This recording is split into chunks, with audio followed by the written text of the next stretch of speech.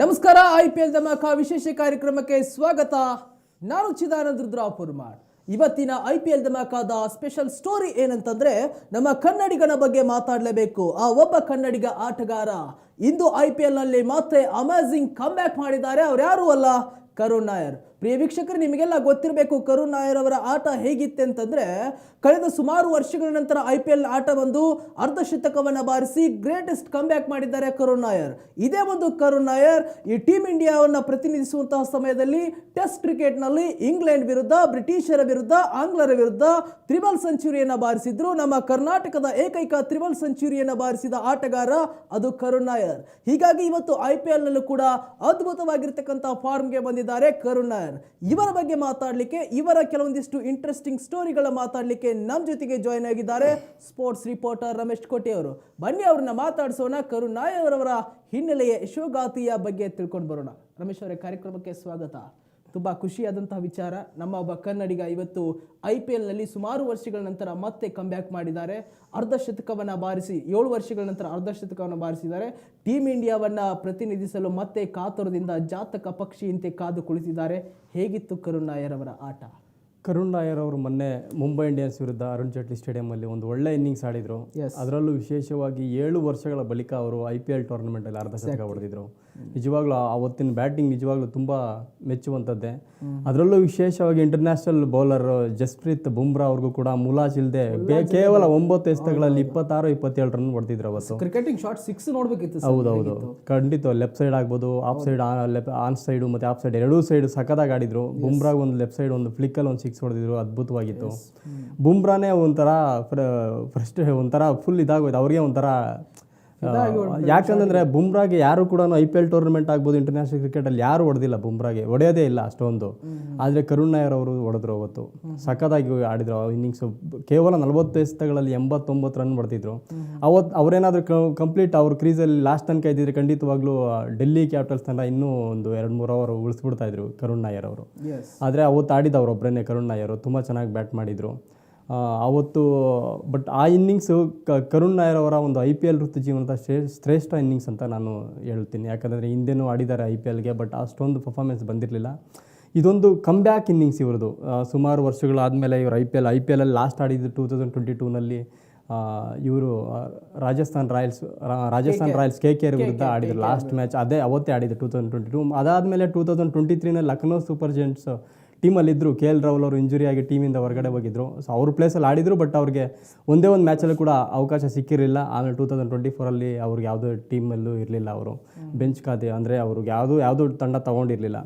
But ಇಂಥರ ಒಂದು ಆಟಗಾರ ಎಲ್ಲೂ ಇವಾಗ ಬಂದು ಕಂಬ್ಯಾಕ್ ಮಾಡಿದ್ದಾರೆ, ಅದರಲ್ಲೂ ಕನ್ನಡಿಗ ಅಂದಾಗ ನಮ್ಗೆ ಖುಷಿ ವಿಚಾರನೇ. ನಾವು ಇನ್ನೊಂದು ವಿಚಾರ ನಾವು ನೋಡ್ಬೋದು, 2017ನಲ್ಲಿ ಅವರು ಇಂಟರ್ನ್ಯಾಷನಲ್ ಕ್ರಿಕೆಟ್ಗೆ ಇಂಡಿಯಾ ಪರ ಪದಾರ್ಪಣೆ ಮಾಡಿದರು ಇಂಟರ್ನ್ಯಾಷನಲ್ ಕ್ರಿಕೆಟ್ಗೆ. ಅದರಲ್ಲೂ ವಿಶೇಷವಾಗಿ ಚೆನ್ನೈಯಲ್ಲಿ ಇಂಗ್ಲೆಂಡ್ ವಿರುದ್ಧ ಅವರು 300 ರನ್ ಹೊಡೆದಿದ್ರು.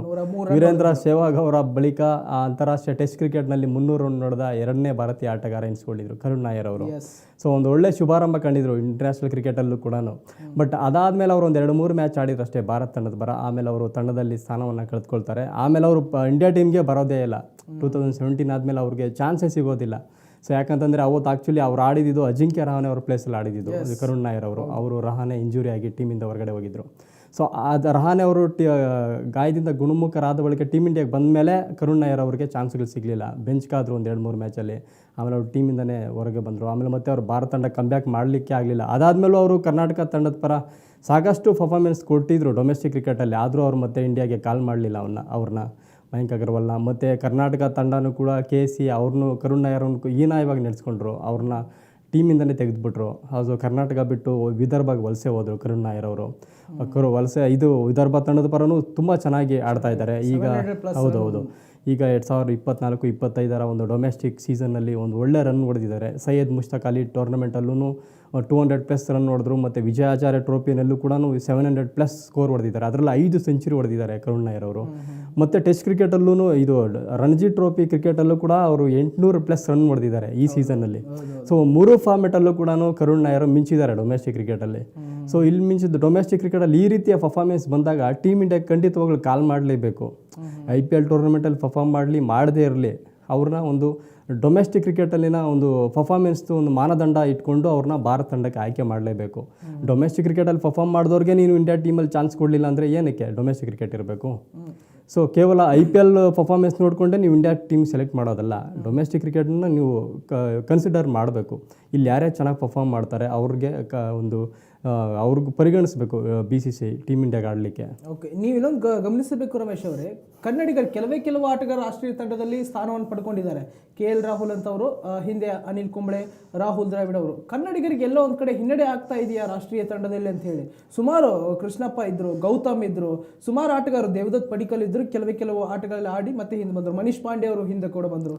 ಹೀಗೆ ಸುಮಾರು ಆಟಗಾರರಿಗೆ ಚಾನ್ಸ್ ಸಿಗ್ತಾ ಇಲ್ಲ ಅಂತ ರಾಷ್ಟ್ರೀಯ ನಿಮಗೆ ಗೊತ್ತಿರಬೇಕು 19 ಡಿಕೆಟಲ್ಲಿ 97, 98 ಸಮಥಿಂಗ್ 90 ಡಿಕೆಟಲ್ಲಿ ಒಟ್ಟಿನಲ್ಲಿ ಟೀಮ್ ಇಂಡಿಯಾಗೆ 7 ಜನನೂ 8 ಜನನೂ ಆಡ್ತಾ ಇದ್ದಿದ್ದು ಟೀಮ್ ಇಂಡಿಯಾಗೆ. ಕನ್ನಡಿಗರ ಅನಿಲ್ ಕುಂಬ್ಳೆ, ರಾಹುಲ್ ದ್ರಾವಿಡ್, ದೊಡ್ಡ ಗಣೇಶ್, ಸುನಿಲ್ ಜೋಶಿ, ವಿಜಯ್ ಭಾರದ್ವಾಜ್, ಜಾವಗಲ್ ಶ್ರೀನಾಥ್, ವೆಂಕಟೇಶ್ ಪ್ರಸಾದ್. ಸೊ ಒಟ್ಟಿನಲ್ಲಿ 7-8 ಜನ ಟೀಮ್ ಇಂಡಿಯಾಗೆ ಆಡ್ತಾ ಇದ್ದಿದ್ದು. ಅಂದರೆ ಕರ್ನಾಟಕ ಕ್ರಿಕೆಟ್ ಅಷ್ಟೊಂದು ಸ್ಟ್ರಾಂಗ್ ಇತ್ತು ಆ ಟೈಮಲ್ಲಿ. ಅಷ್ಟು ಜನ ಆಡಿದ್ರು, ಅಂದರೆ ಡಾಮಿನೇಟ್ ಮಾಡ್ತಾಯಿದ್ರು ಇಂಡಿಯಾ ಟೀಮಲ್ಲೇ. ಕನ್ನಡಿಗರು ಡಾಮಿನೇಟ್ ಮಾಡ್ತಾಯಿದ್ರು. ಸೊ ಒನ್ಸ್ ಯಾವಾಗ ರಾಹುಲ್ ದ್ರಾವಿಡ್, ಅನಿಲ್ ಕುಂಬ್ಳೆ ಅವರು ಟೀಮ್ ಇಂಡಿಯಾದಿಂದ ಬಂದು ಯಾವಾಗ ರಿಟೈರ್ಡ್ ತೊಗೊಂಡ್ರು, ಆಮೇಲೆ ಇಂಡಿಯಾ ಟೀಮಲ್ಲಿ ಕನ್ನಡಿಗರ ಒಂದು ಸಂಖ್ಯೆ ಕಡಿಮೆ ಆಗ್ತಾ ಬಂತು. ಸೊ ಈಗ ನಾವು ಕನ್ಸಿಸ್ಟೆಂಟಾಗಿ ಆಡ್ತಾ ಇರೋದಂದರೆ ನಮ್ಮ KL ರಾಹುಲ್ ಒಬ್ಬರೇ ಆಡ್ತಾ ಇರೋದು. ಸೊ ಮತ್ತು ಇವರು ಕರುಣ್ ನಾಯರ್ 2017 ಬಂದು ಹೊರಟೋದ್ರು, ಅವ್ರಿಗೆ ಮತ್ತೆ ಚಾನ್ಸ್ ಸಿಗಲಿಲ್ಲ. ಮನೀಶ್ ಪಾಂಡೆನೂ ಅಷ್ಟೇ, ಮನೀಶ್ ಪಾಂಡೆಗೂ ಅಷ್ಟೊಂದು ಅವಕಾಶಗಳು ಸಿಗಲಿಲ್ಲ ಅವ್ರಿಗೆ. ಸೊ ಇದರಲ್ಲಿ ಯಾವುದೋ ಟೆಸ್ಟಲ್ಲಿ ಅವ್ರಿಗೆ ಅವಕಾಶನೇ ಕೊಡಲಿಲ್ಲ. ಟೆಸ್ಟಲ್ಲೂ ಮನೀಶ್ ಪಾಂಡೆ ತುಂಬ ಚೆನ್ನಾಗಿ ಆಡ್ತಾರೆ. ಡೊಮೆಸ್ಟಿಕ್ ಕ್ರಿಕೆಟಲ್ಲಿ ಒಳ್ಳೆ ರೆಕಾರ್ಡ್ ಇದೆ ಮನೀಶ್ ಪಾಂಡೆ ಅವ್ರದ್ದು ಕೂಡ.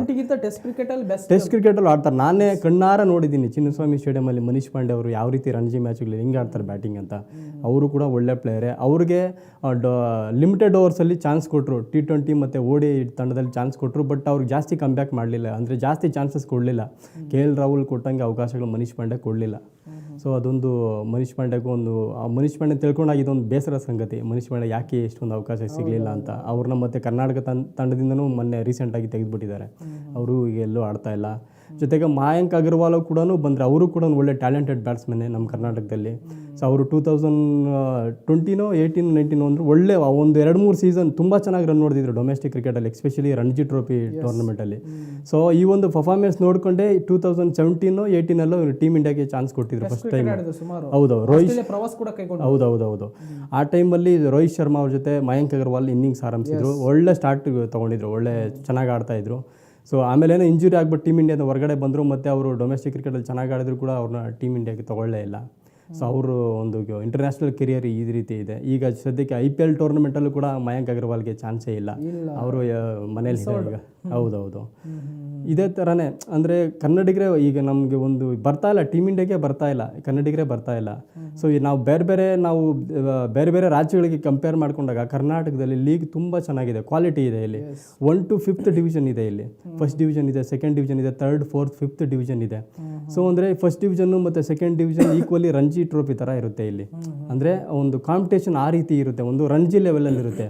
ಸೊ ಈ ಕಾರಣದಿಂದಲೇ ಕರ್ನಾಟಕ ಕ್ರಿಕೆಟ್ ಒಂದು ಇಂಡಿಯಾದಲ್ಲೇ ಸ್ವಲ್ಪ ಕೂಡ ಒಂದು ಕ್ವಾಲಿಟಿ ಬೋರ್ಡ್ ಅಂತಲೂ ನಾವು ಇಲ್ಲಿ ಹೇಳ್ಬೋದು. ಮುಂಬೈ ಮತ್ತು UP ಕಂಪೇರ್ ಮಾಡ್ಕೊಂಡಾಗ ಇದು ಕೂಡ ಕರ್ನಾಟಕ ಕೂಡ ಒಂದೊಳ್ಳೆ ಸ್ಟ್ಯಾಂಡರ್ಡ್ ಇದೆ ಲೀಗ್ ಸ್ವರೂಪದಲ್ಲಿ ಕೂಡ. ಸೊ ಆದರೆ ಇತ್ತೀಚಿನ ದಿನಗಳಲ್ಲಿ ನಾವು ನೋಡ್ತಾ ಇದ್ದಾಗ ಟೀಮ್ ಇಂಡಿಯಾದಲ್ಲಿ ಕನ್ನಡಿಗರೇ ಕಡಿಮೆ ಆಗ್ತಾ ಇದ್ದಾರೆ. ಬೆಳವಣಿಗೆ ಅಷ್ಟೇ ಕನ್ನಡಿಗರು ಆಡ್ತಾ ಇದ್ದಾರೆ. ಅದರಲ್ಲೂ KL ರಾಹುಲ್ ಒಬ್ಬರೇ ಆಡ್ತಾ ಇರೋದು, ಕನ್ನಡಿಗರಿಗೆ ಅವಕಾಶನೇ ಸಿಗ್ತಾ ಇಲ್ಲ. ಅದು ನಿಜಕ್ಕೂ ಬೇಸರದ ಸಂಗತಿ ಅಂತ ನಾವು ಹೇಳ್ಬೋದು. ಇದೀಗ ನಮಗೆ IPL ಟೂರ್ನಮೆಂಟ್ ಆದಮೇಲೆ ಇಂಗ್ಲೆಂಡ್ ಟೂರ್ ಇದೆ ಇಂಡಿಯಾಗೆ. ಸೊ ಅಲ್ಲಿ 5 ಪಂದ್ಯಗಳ ಟೆಸ್ಟ್ ಸರಣಿ ಆಡುತ್ತೆ ಭಾರತ ತಂಡ. ಸೊ ನನಗನ್ನಿಸ್ದಂಗೆ ಕರುಣ್ ನಾಯರ್ ಅವ್ರನ್ನ ಒಂದು ಡೊಮೆಸ್ಟಿಕ್ ಕ್ರಿಕೆಟಲ್ಲಿ ಒಂದು ರಣಜಿ ಟ್ರೋಫಿಯಲ್ಲಿನ ಒಂದು ಪರ್ಫಾರ್ಮೆನ್ಸ್ ಆಧಾರದ ಮೇಲೆ ಅವ್ರಿಗೆ ಒಂದು ಇಂಗ್ಲೆಂಡ್ ಪ್ರವಾಸದ ಭಾರತ ತಂಡದಲ್ಲಿ ಚಾನ್ಸ್ ಸಿಗ್ಬೋದು ಅಂತ ನಾನು ಅಂದ್ಕೊಂಡಿದ್ದೀನಿ. ಒಂದು ವೇಳೆ ಏನಾದರೂ ಇಂಗ್ಲೆಂಡ್ ಪ್ರವಾಸದ ಭಾರತ ತಂಡಕ್ಕೆ ಏನಾದರೂ ಅವಕಾಶ ಕೊಡಲಿಲ್ಲ ಅಂದರೆ, ನಿಜವಾಗ್ಲೂ ಡೊಮೆಸ್ಟಿಕ್ ಕ್ರಿಕೆಟಲ್ಲಿ ಇಷ್ಟು ಪರ್ಫಾರ್ಮ್ ಮಾಡಿದವ್ರಿಗೂ ಕೊಟ್ಟಿಲ್ಲ ಅಂದರೆ ಸುಮ್ಮನೆ ಡೊಮೆಸ್ಟಿಕ್ ಕ್ರಿಕೆಟ್ ಆಡಿಸ್ಬೇಕು ನೀವು ಅಲ್ವಾ. ಸೊ ಈ ಥರ ಪ್ಲೇಯರ್ಗೆ ನೀವು ಚಾನ್ಸ್ ಕೊಟ್ಟಿಲ್ಲ ಅಂದರೆ ಇನ್ಯಾರು ಕೊಡ್ತೀರಾ ನೀವು? IPL ಅಲ್ಲಿ ನೀವು ಒಳ್ಳೆ ಪರ್ಫಾರ್ಮ್ ತೊಗೊಂಬಂದು ಟೆಸ್ಟ್ ಆಡಿಸೋದ್ರಲ್ಲಿ ಅದು ಅರ್ಥನೇ ಇಲ್ಲ ಅಲ್ಲಿ ಅಲ್ವಾ. ಸೊ ಅದೇ ನಾವು ಎಲ್ಲರೂ ಕೂಡ ಅದೇ ಎಕ್ಸ್ಪೆಕ್ಟ್ ಮಾಡ್ತಾ ಇದ್ದಾರೆ. ಕ್ರಿಕೆಟರ್ಸ್ ಕೂಡ ಅದೇ ಹೇಳ್ತಾ ಇದ್ದಾರೆ, ಕರುಣ್ ನಾಯರ್ ಅವ್ರಿಗೆ ಅವಕಾಶ ಕೊಡಬೇಕು ಅಂತ. ಇವರು 2020 ಒಂದು ಟ್ವೀಟ್ ಮಾಡಿದರು, ಕ್ರಿಕೆಟ್ ಅದೇ ಏನೋ ಒಂದು ಚಾನ್ಸ್ ಕೊಡಿ ಅಂದ್ಬಿಟ್ಟು. ಕ್ರಿಕೆಟ್ನ ಒಂಥರ ಕೇಳ್ಕೊಳ್ಳೋ ಥರ, ಅಂದರೆ ಎಲ್ಲರೂ ಅವ್ರನ್ನ ಕಡೆಗಣಿಸ್ಬಿಟ್ರು. ಸೊ ಅವಾಗ ಒಂದು ಕ್ರಿಕೆಟ್ಗೆ ಒಂಥರ ಪ್ರಾರ್ಥನೆ ಸಲ್ಲಿಸಿದ್ರು ಅವ್ರು ಕ್ರಿಕೆಟ್ಗೆ ನನಗೊಂದು ಅವಕಾಶ ಕೊಡಿ ಅಂತ ಒಂದು ಟ್ವೀಟ್ ಮಾಡಿದ್ರು ಅವರು. ಓ ಮೈ ಏನೋ ಒಂದು ಅದು ಟ್ವೀಟ್ ಅದು ನಾನು ಮರ್ತೋಗಿದ್ದೀನಿ, ನೋಡಲಿಲ್ಲ. ಒಂದು ಆ ಥರ ಒಂದು ಕೇಳ್ಕೊಂಡಿದ್ರು. ಅದಾದಮೇಲೆ ಅವ್ರು ಕಮ್ಬ್ಯಾಕ್ ಇದೆಯಲ್ಲ ತುಂಬ ಅದ್ಭುತವಾಗಿದೆ ಕಮ್ಬ್ಯಾಕು. ಕರ್ನಾಟಕ ತಂಡದಿಂದ ಹೊರಗಡೆ ಹೋದ್ರೂ ವಿದರ್ಭ ತಂಡದ ಪರ ಅವ್ರು ಒಳ್ಳೊಳ್ಳೆ ಪರ್ಫಾರ್ಮೆನ್ಸ್ ಕೊಟ್ಟರು. ಸೊ ಈಗ ಬಂದು ಈಗ IPL ಅಲ್ಲಿ ಬಂದು ಆಡಿದ ಫಸ್ಟ್ ಮ್ಯಾಚಲ್ಲೇ ಅವರು ಈ ರೀತಿಯ ಒಂದು ಪರ್ಫಾರ್ಮೆನ್ಸ್ ತೋರಿಸಿ ಎಲ್ರಿಗೂ ಎಲ್ಲರ ಗಮನವನ್ನು ಸೆಳೆದಿದ್ದಾರೆ. ಕರುಣ್ ನಾಯರ್ ಖಂಡಿತವಾಗ್ಲೂ ಅವ್ರಿಗೆ ಭಾರತ ತಂಡದಲ್ಲಿ ಅವಕಾಶ ಕೊಡಲೇಬೇಕು. ಎಸ್, ನೋಡುವ ರಮೇಶ್ ಅವರೇ, ನಿಮ್ಮ ಹಾರೈಕೆಯಂತೆ ಕರುಣ್ ನಾಯರ್ ಅವರು ಟೀಮ್ ಇಂಡಿಯಾದಲ್ಲಿ ಆಡುವಂತಾಗಲಿ, ಮತ್ತಷ್ಟು ಅವರು ಕ್ರಿಕೆಟಿಂಗ್ ಶಾಟ್ಸ್ಗಳು ಇಂಡಿಯಾ ಪರವಾಗಿ ಬರಲಿ. ಕಾದು ನೋಡುವ ಆ ಒಂದು ಕರುಣ್ ನಾಯರ್ ಅವರ ಸೆಲೆಕ್ಟ್ ಯಾವ ರೀತಿ ಇರುತ್ತೆ ಅಂತೇಳಿ. ಥ್ಯಾಂಕ್ ಯು ರಮೇಶ್ ಅವರೇ. ವೀಕ್ಷಕರೇ, ಇದಾಗಿತ್ತು IPL ಧಮಾಕಾದ ಸ್ಪೆಷಲ್ ಸ್ಟೋರಿ. ಕರುಣ್ ನಾಯರ್ ನಮ್ಮ ಕನ್ನಡಿಗರು ಈಗಾಗಲೇ ಉತ್ತಮವಾಗಿರ್ತಕ್ಕಂಥ ಫಾರ್ಮ್ನಲ್ಲಿದ್ದಾರೆ IPLನ ಮೂಲಕ, ಮತ್ತು ಟೀಮ್ ಇಂಡಿಯಾಗೆ ಪ್ರತಿನಿಧಿಸಲು ಕಾತುರದಿಂದ ಚಾತಕ ಪಕ್ಷಿಯಂತೆ ಕರುಣ್ ನಾಯರ್ ಅವರು ಕಾಯ್ತಾ ಇದ್ದಾರೆ. ಇಂತಹ ಪ್ರತಿಭಾನ್ವಿತ ಆಟಗಾರರಿಗೆ ಇವತ್ತು ಅವಕಾಶ ಸಿಗ್ತಾ ಇಲ್ಲ ಎನ್ನುವಂಥದ್ದು ಬೇಸರದ ಸಂಗತಿ. ಒಂದು ಕಾಲದಲ್ಲಿ ಇಡೀ ಕ್ರಿಕೆಟನ್ನು ಕನ್ನಡಿಗರು ಯಾವ ರೀತಿ ನಮ್ಮ ರಮೇಶ್ ಅವರು ಹೇಳಿದಾಗೆ 7-8 ಜನ ಒಂದು ತಂಡದಲ್ಲಿ ಆಡ್ತಾ ಇದ್ರು, ಈಗ ಆ ಒಂದು ಸಂಖ್ಯೆ ಕಡಿಮೆ ಆಗ್ತಾ ಬರ್ತಾ ಇದೆ. ಆದರೆ ಆ ಸಂಖ್ಯೆ ಮತ್ತಷ್ಟು ಏರಬೇಕೆಂಬುದು ಕನ್ನಡಿಗರ ಪ್ರತಿಯೊಬ್ಬರ ಆಶಯ. ಕಾದು ನೋಡುವ. ಮತ್ತಷ್ಟು ವೈವಿಧ್ಯ ಮತ್ತು ಕ್ರಿಕೆಟ್ನ ಇಂಟ್ರೆಸ್ಟಿಂಗ್ ಸ್ಟೋರಿಗಳಿಗಾಗಿ ನೋಡ್ತಾ ಇರಿ ವಿಶ್ವವಾಣಿಯ IPL ಧಮಾಕ ವಿಶೇಷ ಕಾರ್ಯಕ್ರಮವನ್ನು. ನಮಸ್ತೆ.